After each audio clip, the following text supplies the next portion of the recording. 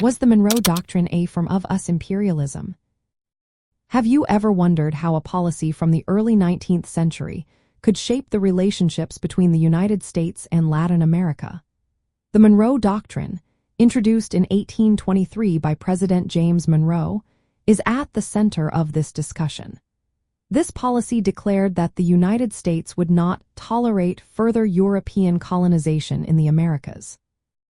It aimed to protect the newly independent Latin American nations from European powers looking to reassert control.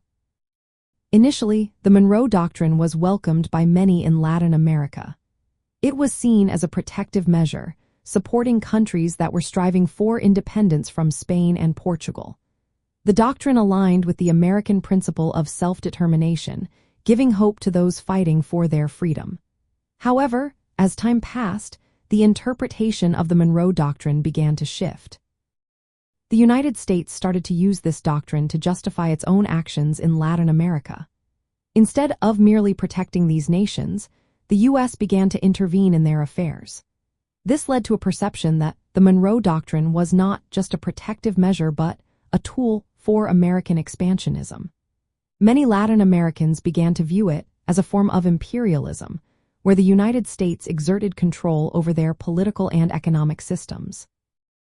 Throughout the 20th century, the Monroe Doctrine was invoked to justify military interventions in various Latin American countries. For instance, the U.S. intervened in Nicaragua and Cuba, claiming it was necessary to maintain stability and prevent European influence. These actions often resulted in resentment among Latin Americans, who felt their sovereignty was being undermined. The legacy of the Monroe Doctrine remains complex.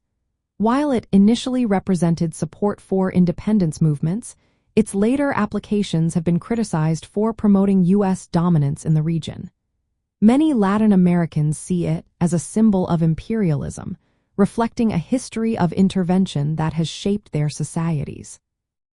In summary, the Monroe Doctrine started as a protective policy but evolved into a justification for U.S. intervention in Latin America. This transformation has led to ongoing debates about its implications for sovereignty and the nature of U.S. foreign relations in the region. Understanding this history is essential to grasp the current dynamics between the United States and Latin America.